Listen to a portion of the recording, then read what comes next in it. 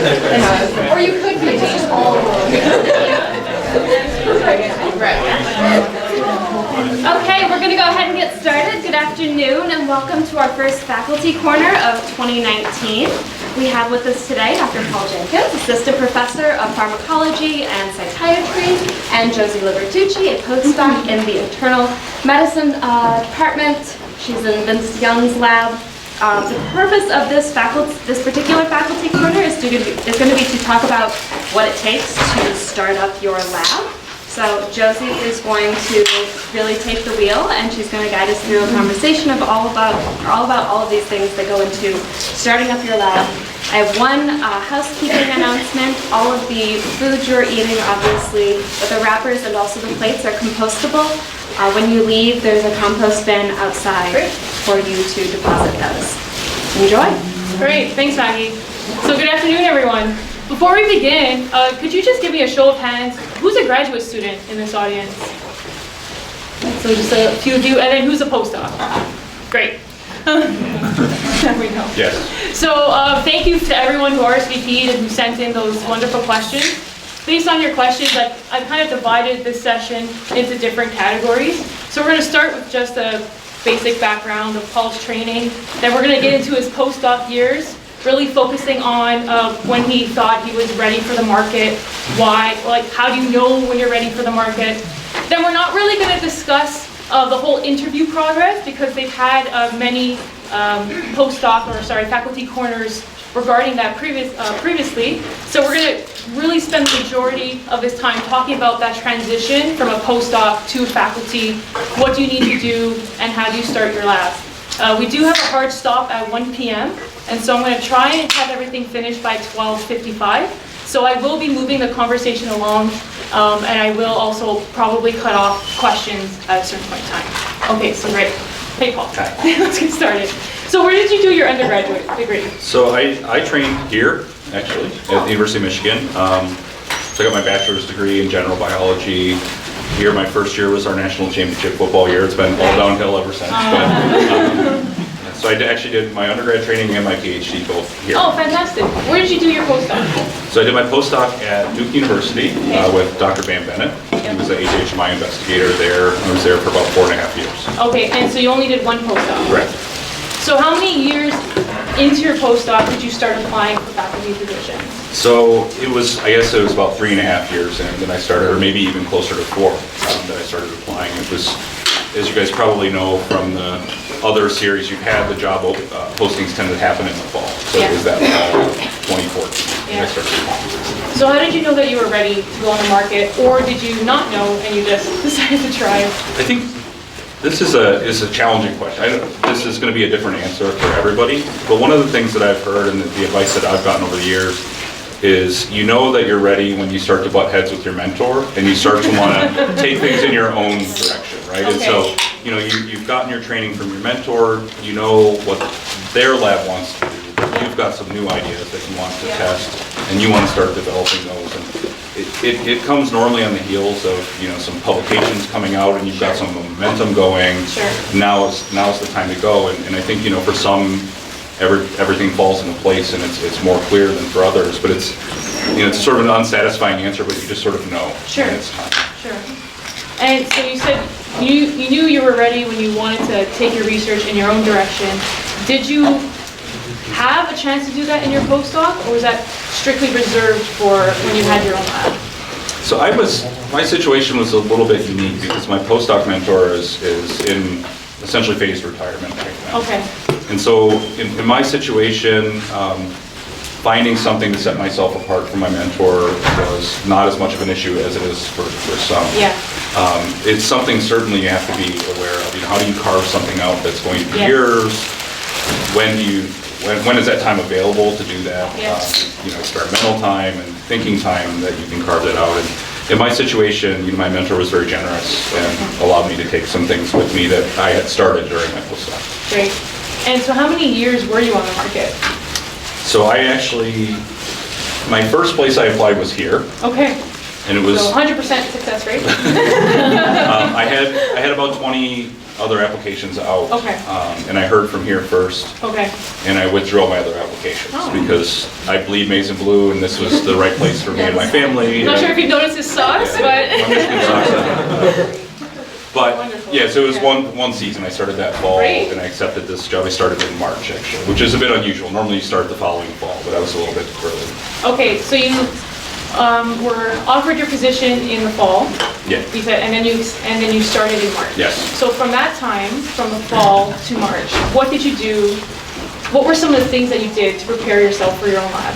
So actually, I saw one of the questions on there was, when should you start preparing? Yeah. And I think you should start even before you accept your postdoc if you can. Because one of the things that's really important is finding out what your mentor's stance is on taking stuff with you, right? And this depends a lot on the stage of the mentor's career, right? A very senior person with a bunch of different topics going on in the lab might be a little bit more open to you taking something with you. A brand new PI, that's a bit of a challenge. When the lab only has a couple of things going, letting one of those go is hard. And so if you have the ability, and I know some of you are postdocs and even very senior postdocs, if you haven't had that conversation, have it today or soon, because it's a very important question.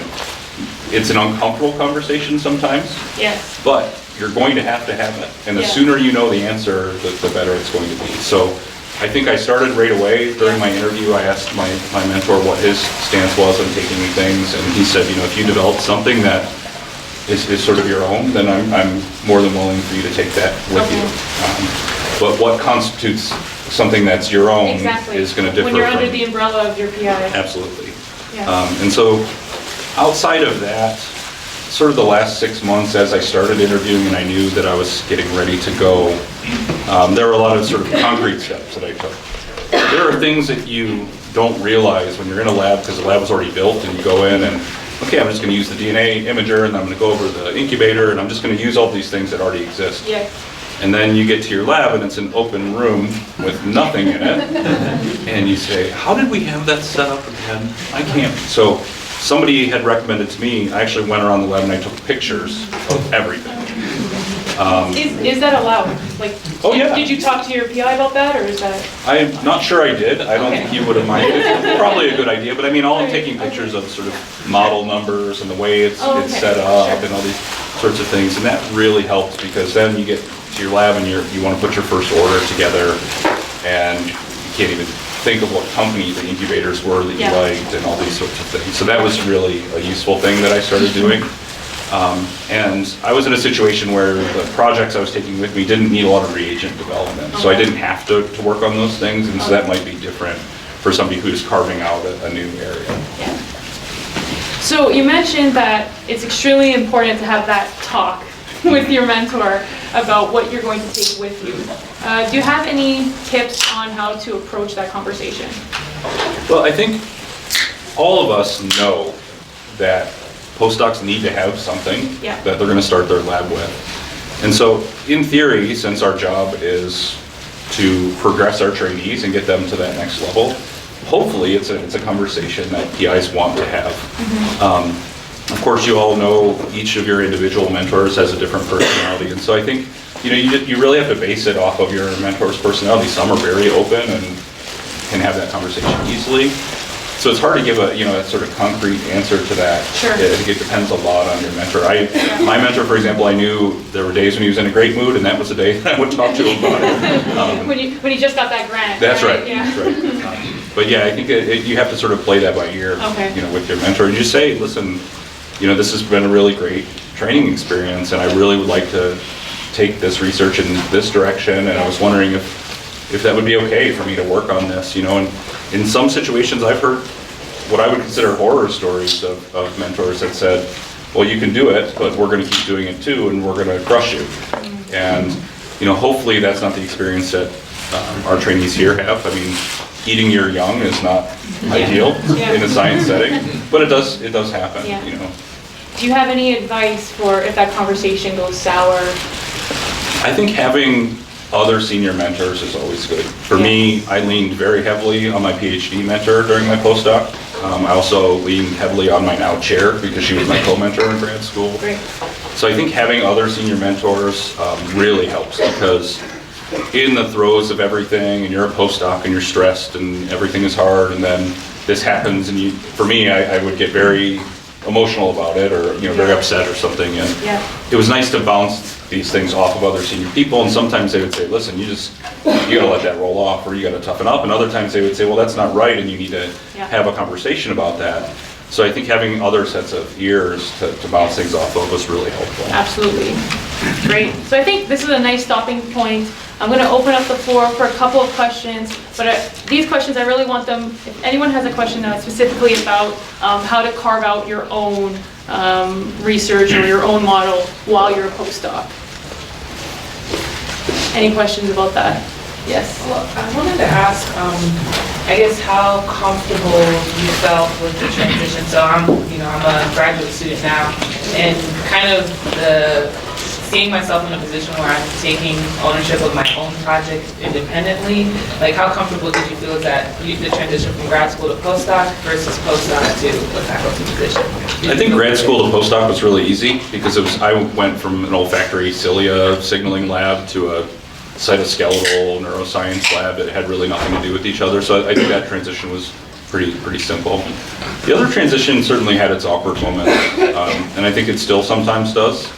You're trying to make your own identity without stepping on the toes of other people, and appreciating what your mentor has done for you, but at the same time developing your own stuff. And so it can be awkward at times, but I think if you're careful in your selection of your mentor, and this is something that you talk about when you're interviewing, hopefully it will be less of an issue. And this is one thing I did do is I called previous trainees, previous postdocs from my postdoc lab, and I asked what was it really like? Because you hear a lot of things when everyone's standing around talking and it's sort of in public, but you can call them and say, hey, was this a good environment? Did this person have your best interest at heart?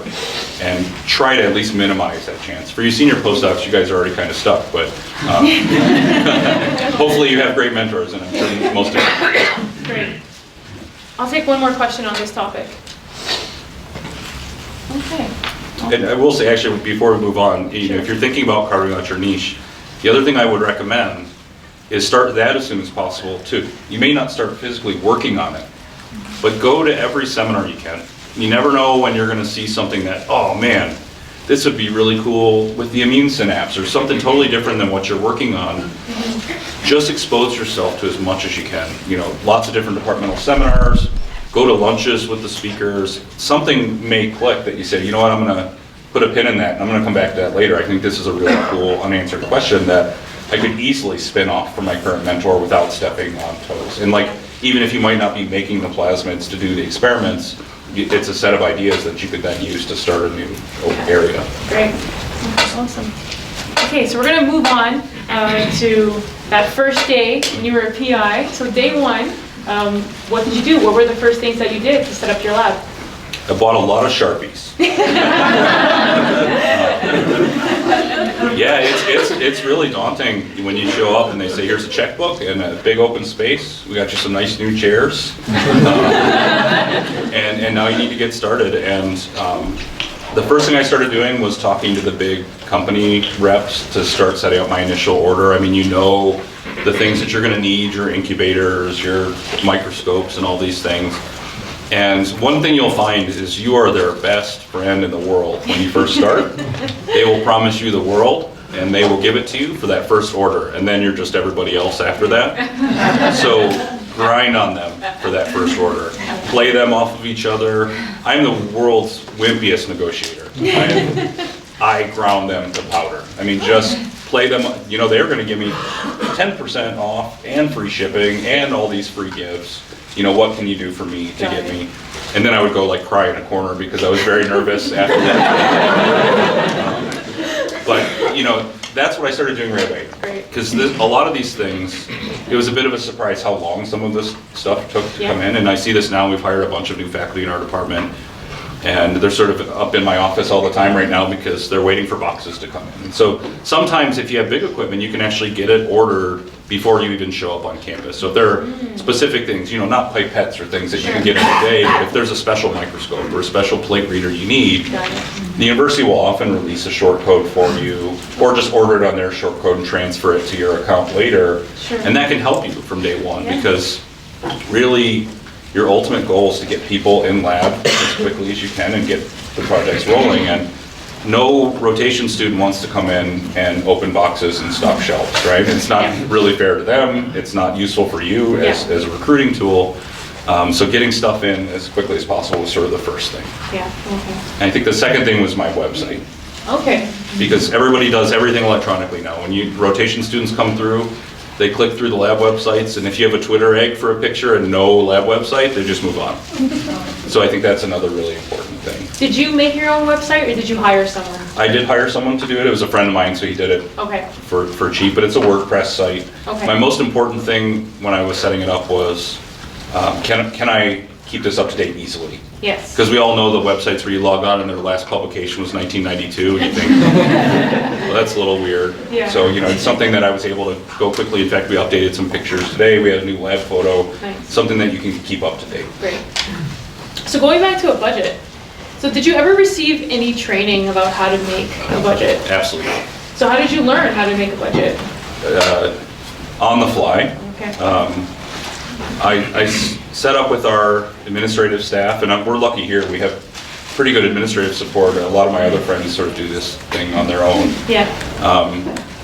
We started ordering, and after things sort of stabilized, I just kept track of sort of what our monthly average spend was, and then we would just forecast out, at this rate, how long is it going to last? And I've been sort of adjusting from there. You have months where you spend a lot, you have to buy a bunch of reagents and antibodies, and you have other months that are lean. So what I did is I did a rolling 12-month average of our monthly spend, including salaries and anything that was coming off of the grant. And then just forecast that out to zero and beyond, it turns out. Okay. What were some unexpected costs that you encountered when you were starting up your lab? So I didn't have too much Okay. on the costs that were unexpected, aside from how fast animal costs add up. Okay. So we have a relatively large mouse colony, seems to grow every day. I get an email from ULAM saying it's too big, it's too big.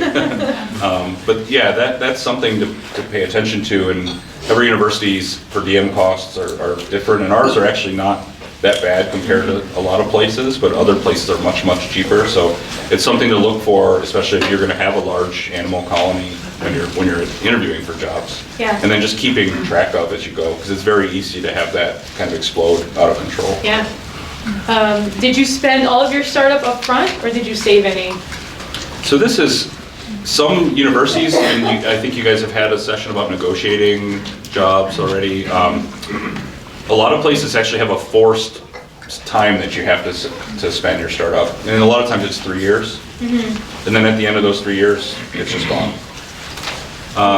But one of the things that I've heard, some advice I got from Kevin Campbell, who's at the University of Iowa, I was the chair of physiology there, and he told me that one of the mistakes he sees a lot is people try to save it. You want to save some. It's nice to have the unrestricted funds. You can go have lab retreats with it, and you can buy paper and printer ink with it. Sure.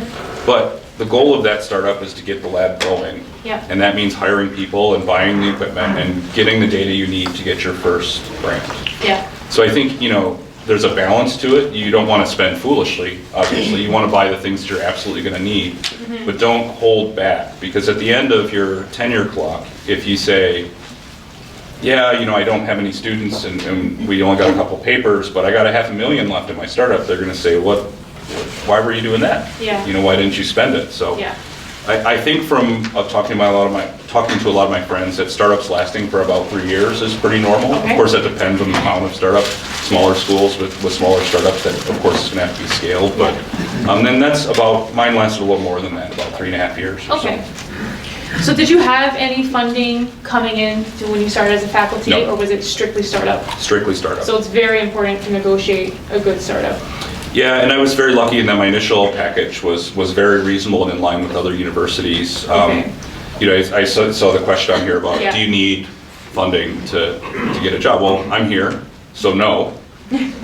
Does it help? Absolutely. In a perfect world, if you had 4 cell papers and a K-99, you could get any job you wanted, right? But it's not a requirement. I think it definitely helps in negotiating, but this idea that if you don't have this, you're sunk is just not true. And a number of my friends have gone on to get faculty positions at good places without having that funding. Okay. Great. So you spoke a lot about when you first start getting that equipment, but hiring people because you need to start producing. So who did you hire first? Was it a lab tech? Was it a postdoc? Did you look for students? And how did you navigate that? So my first hire was my lab manager, Kathy, who's wonderful. I don't think she's here, so I can say that. And she was a very senior level lab manager. She was here at the university for 18 years before she started with me. She had been in another lab that their funding lapsed, and so she was looking for a position. Great. I think it's the best thing I did because she now trains the other people in lab. She handles all the ordering. She keeps the lab going when I'm locked in a room writing. Right. And so that's been really, she handled all the OSHA and ULAM and all these things. Okay. It depends on the individual lab and what type of work they're doing. Some labs hire a brand new person out of college to be the lab manager, but the challenge there can be those people are often en route somewhere else, right? They're going to lab tech for a year or two and then go to med school, or they're going to do something else.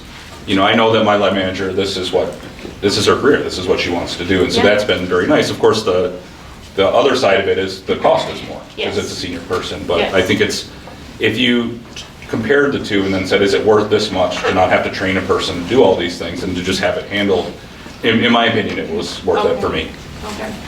So after you hired Kathy, right? Who was the next hire? So we got several undergraduates in right away. I am very aggressive about training undergraduates. We have excellent ones here, and they can help. They're a lot of work, you know, because a lot of them come in with little or no bench experience, but they can be very helpful. And then I got a graduate student right away in May. Okay. So we kind of had things sort of going at the time.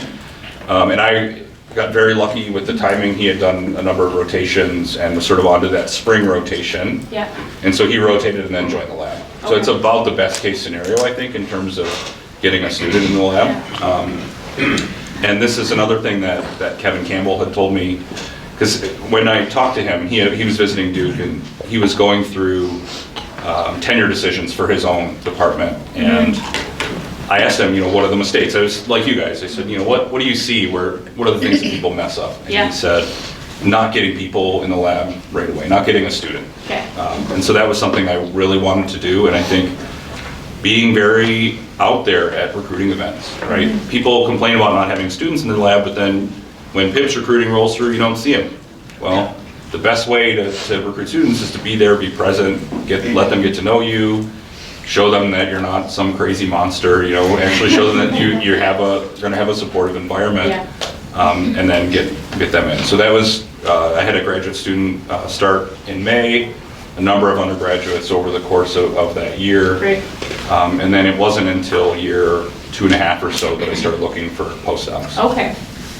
So how much time did you spend physically at the bench when you started your lab?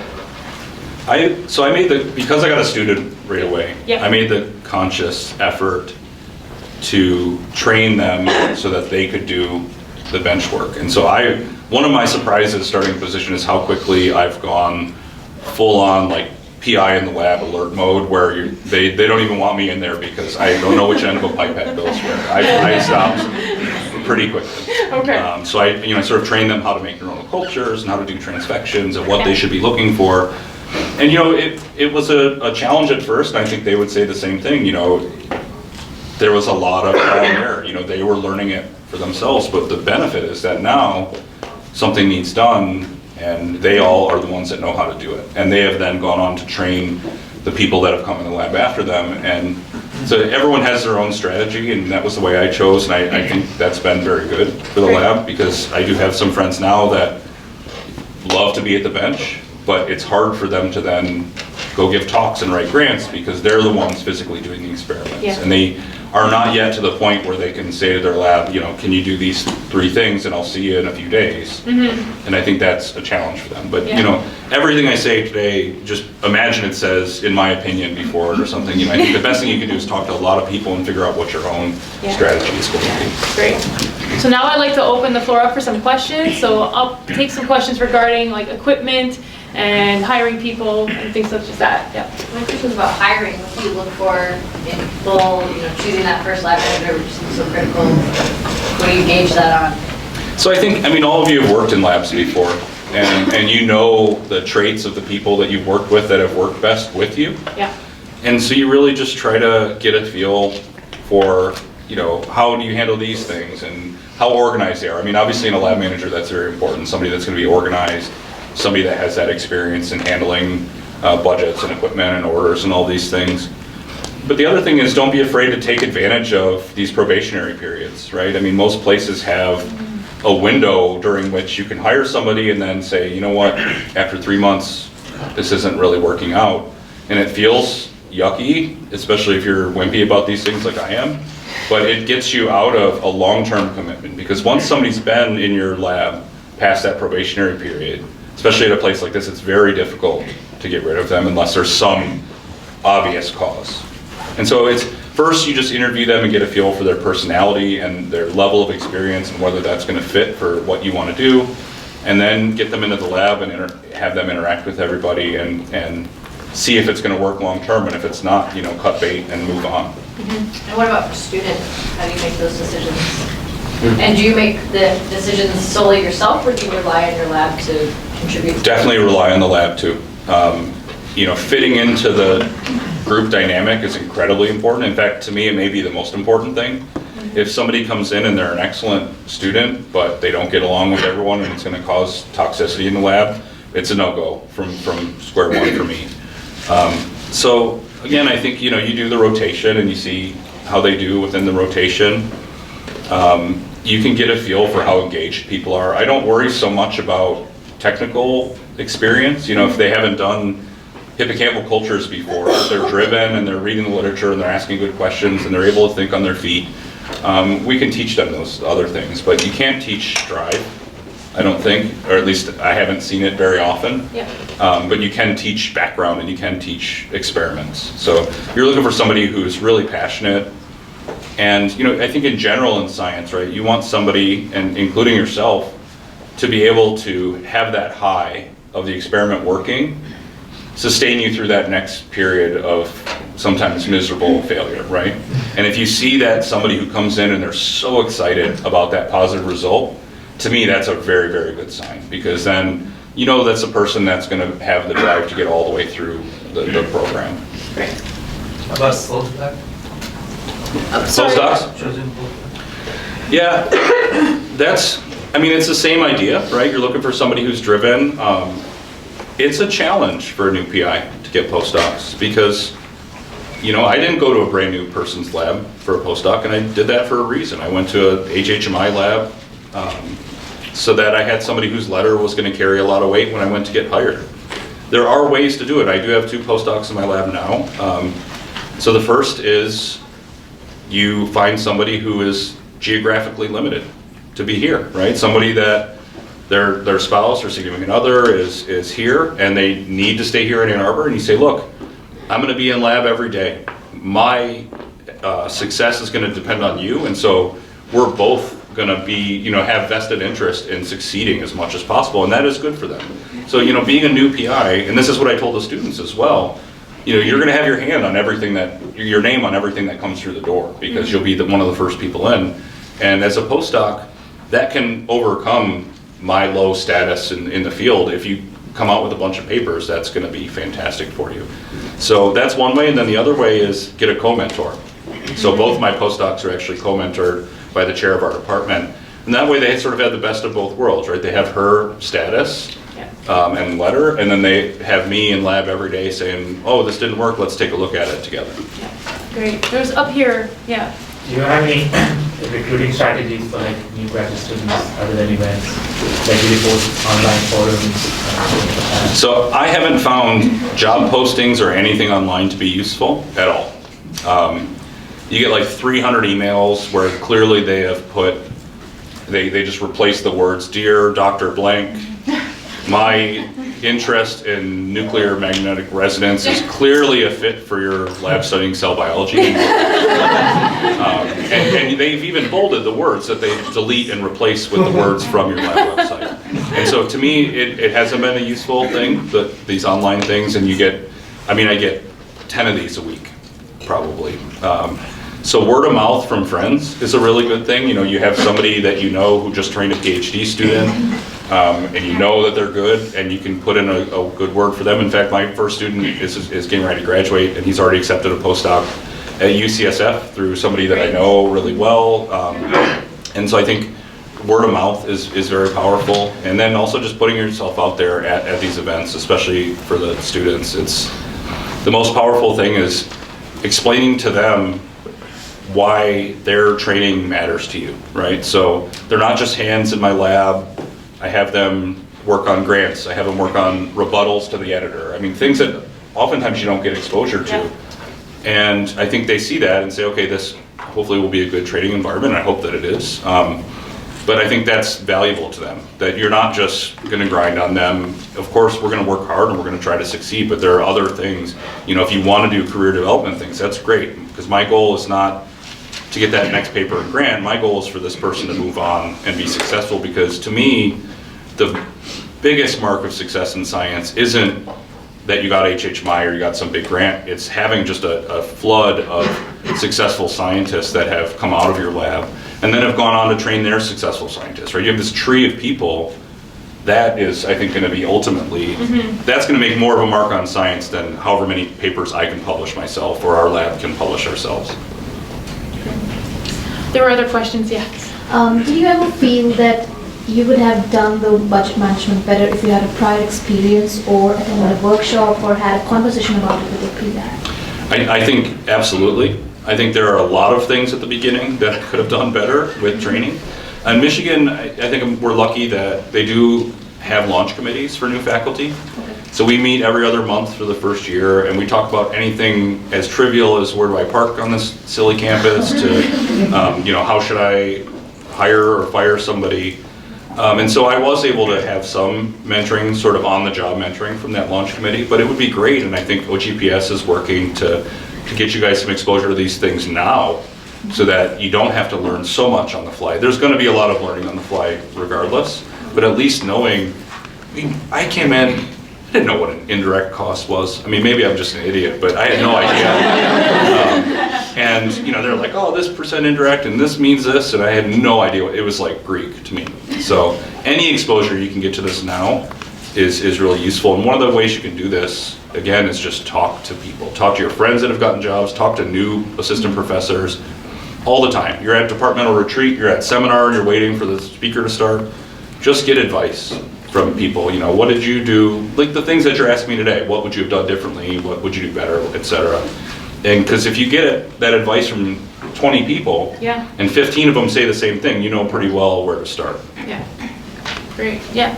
Can you talk a little bit about the timeline as far as in between starting in your first day, getting the lab set up, to being training students, as to when you actually got your first experiments done in the lab? How much time elapsed between starting and getting your first experiments done? So again, this starts with in my opinion, but I have heard from a lot of my friends as well, the first year is rough. I think it was a year before we really felt like we're having lab meetings and data are coming out and we're being productive. And I've heard that from a lot of my friends. You go into this, if you've gotten to this point where you're in the job, then clearly you gave a good chalk talk. And in that good chalk talk you said, I'm going to have these experiments that are shovel ready to do on day one, and then I'm going to have these experiments that are bigger picture long-term things. And then what you're going to find out is all of that is garbage and nothing's going to work. And the things that are shovel ready fail. I've been growing this particular cell line for my entire scientific career. It took a year and a half to get them growing correctly. I ordered them from every place on earth. I changed media, I changed where we grew them, I did funny dances, it didn't make any difference. And the part of my chalk talk that I gave where I said this is going to be my crazy pipe dream long-term thing is the first publication we had. So I think that's a very common thing. And so probably the best thing you can do is just be flexible about where the science takes you. You know, we knew this angle wasn't moving very quickly. We knew this was going to work out. It took us longer than I would have liked, but it's a great project. And now some of these other things are really moving too. But yeah, that I think a year for a lot of people, and the faster you can make that, the better. But what I appreciated is knowing going into it that a lot of my friends had the same experience. I didn't feel like, hey, let's make my imposter syndrome even worse for today than it already is. I thought, okay, this is kind of normal. Let's just try to do what we can to get through it. Any more questions? Yeah. How did you prioritize startup funds? I've been hired at basically a liberal arts institution, so my startup is not huge. I know I'm not going to be able to pay for everything I need to off the get-go. How do you kind of plan strategically for that? And I think this ties into one of the other questions I saw, which is, prioritizing sharing equipment versus buying your own. What you have to do is you have to look at what are the things that I absolutely need to run my lab right now, to where if I had to share it and I couldn't get onto it on this Tuesday because somebody's using it, it would be devastating to me, and then buy those things. Okay. And then other things, centrifuges and all these things, if you're really having to prioritize, you can find those all over the place. Shared equipment that is going to be open, there are going to be lots of opportunities to get on, or shared reagents, or any of these things. I can borrow a tissue culture hood for a few hours a day if I have a friend that has some open space, but I can't borrow this piece of equipment. That's where I would put the money first. I mean, obviously you need the money to pay for people too.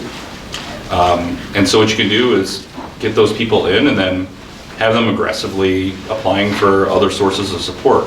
My personal belief is nobody's position should be contingent on that source of support, but if they get it, then fantastic, right? And then that's money that's freed up to do other things. So get the sort of bare minimum equipment you need, get the people in the lab to do the experiments, and then roll from there. Yes. Do you have a rough percentage how much you spend on human resources versus equipment, reagents? I think it's about half and half right now with monthly salary, maybe a little less on reagents and things, but something in that ballpark. And there are some very handy, I have a lot of friends who'll say, for every one FTE, for every one full-time employee, expect to spend $2,000 a month or something like that. And I don't know exactly what ours is, but you can maybe get a feel from friends doing similar, because of course it obviously depends on the type of work. If you're doing crazy RNA-seq and it's $1 million or whatever, you need to know that. So go to your friends and find out what they're spending. But I think that's a good way to think of it as number of full-time people, because obviously if you have 10 people doing experiments, that's gonna be a lot more expensive than 2 people. And someone back there? Yeah. Can you talk about with your favor of using students up front and contrast that to, like, say, a paid technician, not for a lab manager, but to actually do your experiments directly? I think that could work really well also. I mean, the nice thing about a paid technician is that that's their job. For me, I think for tenure purposes, it's very nice to get students, especially students from your home department, because your mentoring and training is going to factor into the tenure decision in most places. So the technician is nice in that if presumably you're hiring somebody with experience in the things that you want to have done in the lab, and so maybe they can roll out some things more quickly, so that would be good. I think either one could work well, and it probably depends a lot on the type of work going in the lab. I do think, I wish we could have gotten something out earlier, because one of the things that's a struggle at the beginning is proving that you've carved out your niche, right? You say, I'm going to do all these things, and you get the job based on it, and then you apply for a grant, and they say, yeah, but you're just Van Bennett's postdoc. And I've gotten those comments, even on my most recent grant.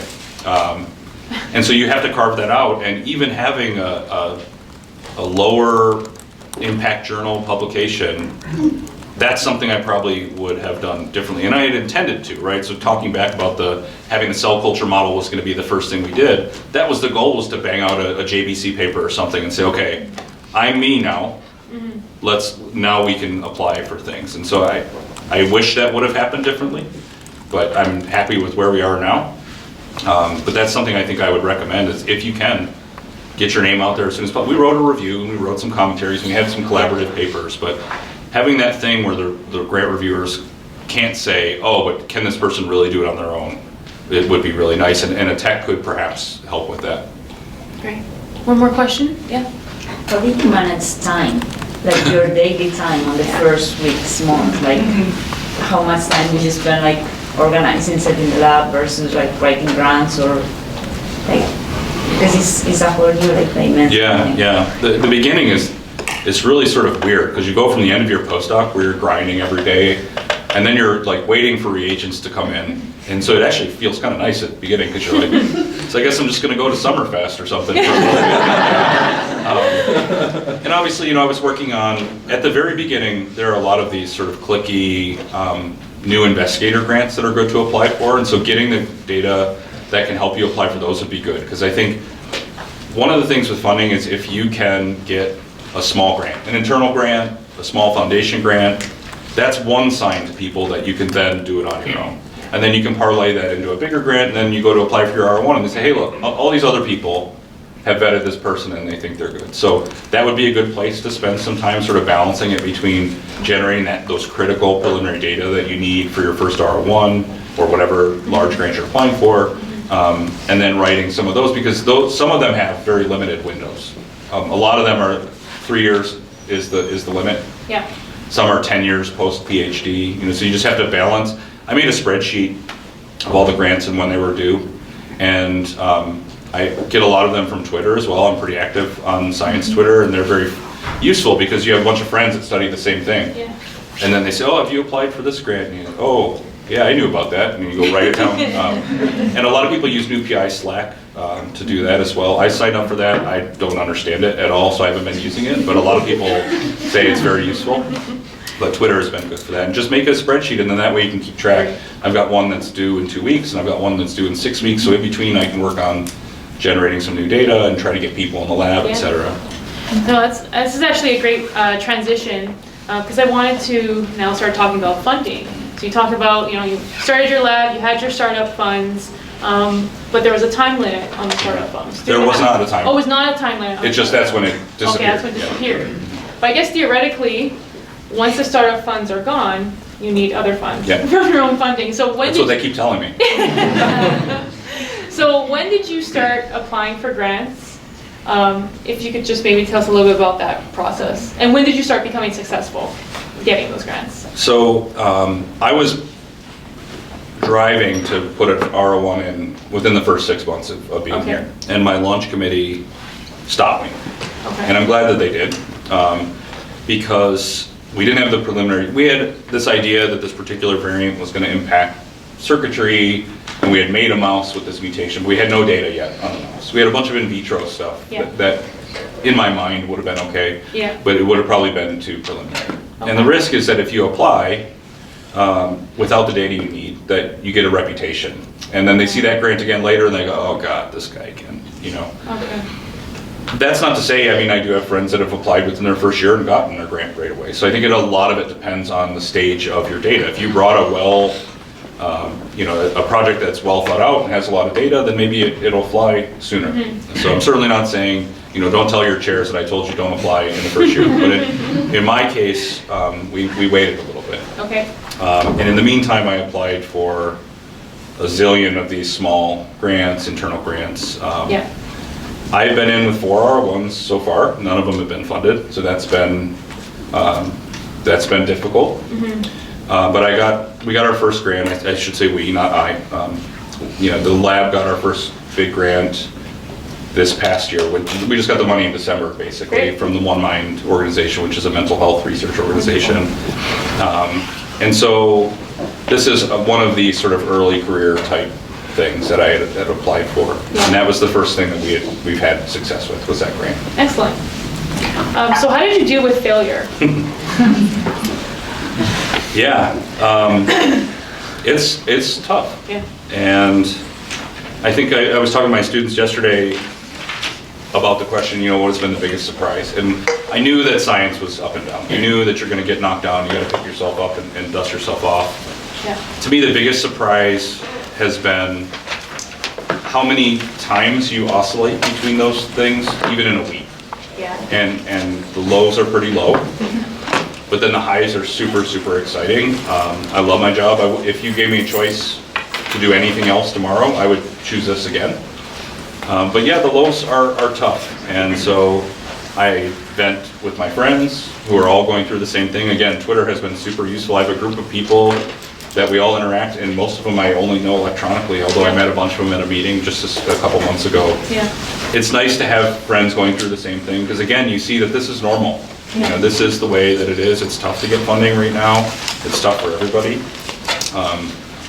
But yeah, I have support at home, and I have supportive friends, and that has been the way to get through it. And you know, I think the best advice I ever got in my career was from my PhD mentor, and he said, just do good science.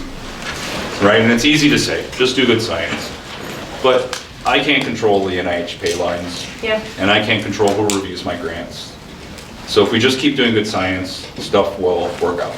And of course, there's obviously a survivorship bias to this, right? I'm here, and so I'm the one saying that, and there are other people where it hasn't worked out, and they wouldn't say the same thing. But I do think that in general, spending a lot of energy worrying about, oh, what if the government shuts down? What if the pay line's worse? All these things doesn't change any of it. So spend your effort on things you can change. I think is probably the thing that's helped me deal with it the most. Great. So, reflecting on starting your own lab, what are 3 things that you would do differently? Oh, 3 things. If you have a chance. Or maybe a few things. I mean, certainly, I think, like I said, trying to get a publication out sooner would be something. And that is not a reflection of the people in my lab or anything. That was a reflection of just the way the dice roll. And, you know, we got lucky on some things, got very unlucky on others. I kind of stick by the other things that we've done. But what I would say is the things I do recommend that I did do is network a lot at the beginning. So our department has a seminar series where we can invite speakers from around the country, and I made a real effort to split my invitations into 2 groups. Very senior people who may or may not be on study section or may not be editors of journals, and people that were getting ready to go up for tenure that were in the same area as me. And the idea is you want to have on your CV as many invited talks as you can. And if you invite somebody who's in year 5 or 6, and then they have this warm, fuzzy feeling about you, and then they go, you know who we should invite this year is that person who invited me. And sure enough, I've been getting talk invitations to go to these places.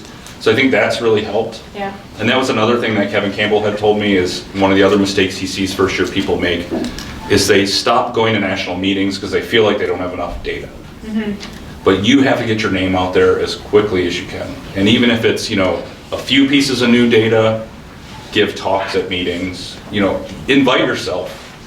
Don't be afraid to put yourself out there and say, hey, you know, I saw this session and we just started our lab, and I've had really great luck with people. Everyone's looking for new and exciting stuff. You know, so when I'm co-chairing one of the FASB summer conferences next year, I would kill for somebody to email me and say, hey, I got a new angle on pulmonary dilation. I really would love to present. Great. That's one less person I have to invite, right? So don't be afraid to offer yourself up. Hey, you know, if you've got a seminar series next year and you're looking for somebody, I'd be happy to come out and do it. And what's the worst they're going to say is, okay, yeah, great. We'll keep you in mind. And then they never contact you if they don't have a spot, or they do. So I think that networking, getting yourself out there, getting your name is really important, because that's going to make a big difference when you go, when you're writing papers and you're writing grants and they say, oh, I remember that person we met at the meeting. It's all very helpful. Do we have any questions about the transition process in general? Yes? So how important are publications in order to get that first R1? Again, I think there's no black and white answer. Having them is better than not having them.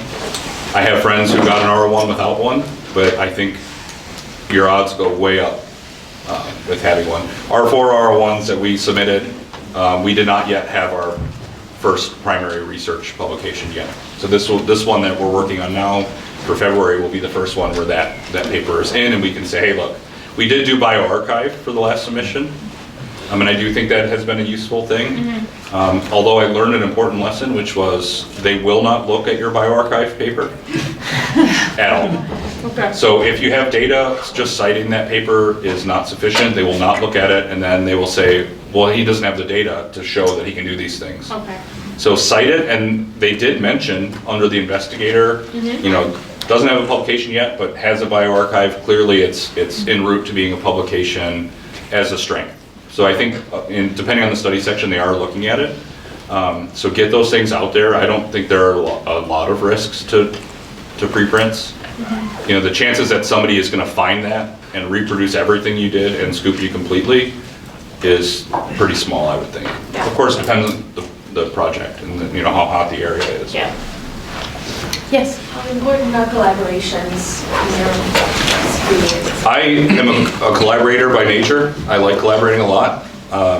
We have had positive comments on our grants in the strength section about having publications, even though they weren't primary, you know, with me as senior author. So we had a PNAS and a JCI paper with collaborators, one here, one at Hopkins, and that's been a great experience. It helps my trainees. The longer your CV is, the better, right? Even if you're middle author, that's okay. Fill it up with great papers, and it's going to help. And collaborations are a good way to do that. So I think it benefits you, and it benefits your trainees, as long as it doesn't cut into your own primary research angle, right? I mean, you don't want to do it at the expense of your own research, but if you can do it at the same time, that's fantastic. I saw a head here. Yeah. So how do you weigh, in terms of publication, do you prefer to publish a small story for multiple publication, or put all data together into high impact journal? Yeah, it's $1 million question. If you can publish what my postdoc mentor called base hits, right? You can publish 3 base hits.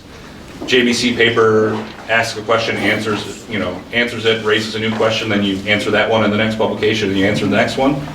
I think a lot of people will look at that very positively. You answer all those 3 questions together in a cell paper, the same thing. So I think a lot of times people get really hung up on the impact factor to their detriment. If they're going to make you jump through a billion hoops, just get it out. I have had every piece of advice on this topic. Get it out, or do everything in your power to get the high profile paper. I would say more people tell me to just get it out than the alternative. Yeah. But the director of NIMH at this early career thing last year said, in his career he waited, and he knew it was a big story, and it took him longer than he wanted, and he got it. Of course, it was somewhere huge, but so again, it's his own bias. That's the way he did it, so that's the way he thinks you should do it. So it just depends, I think. I saw some heads. Do you feel, this is a personal question, but do you feel you've made any sacrifices in your personal life to get to where you're at? Or have you not and been able to be successful? Or I guess, what are your thoughts on making sacrifices in your personal life? And sometimes you probably should, and it's good, but there are other areas in your life that you shouldn't and can't. So what do you have to say about that? So I would say that I've been really lucky to not have to have made too many sacrifices. My wife has been very supportive.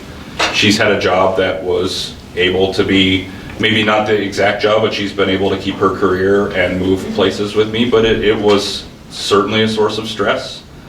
It was certainly a source of her feeling bad sometimes. And that was very difficult. We have 2 kids, I have 2 daughters, and I try to not make sacrifices there as much as possible. I saw a question about how many hours do you work. I tend to work pretty normal business hours. I tend to not come in on weekends as much as possible. When it's grant season, I'll probably be in. And maybe that will be what makes me fail.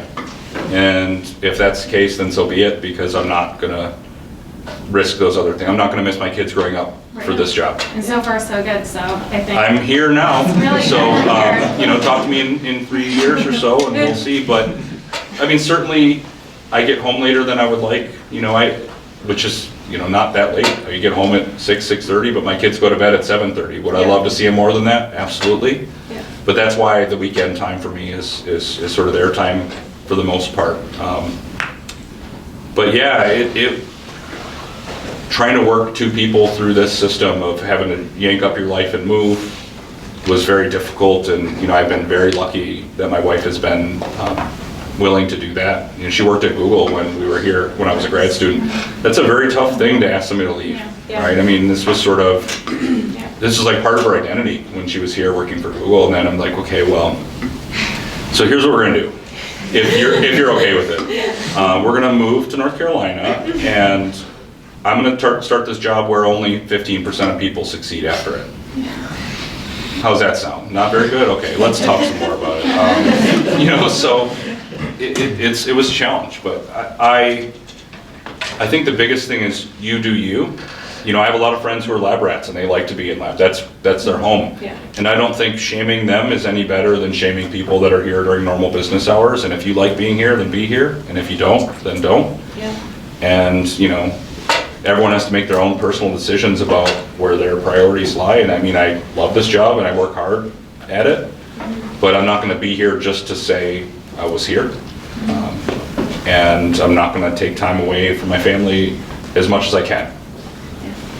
Great. So unfortunately, we have to wrap up because it's getting close to the end, but thank you so much, Paul, for this faculty corner. We can give him a round of applause.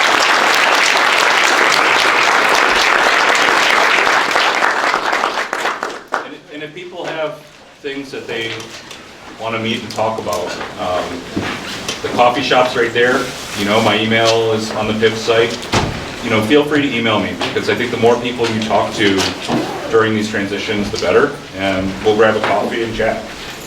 Great. Thank you.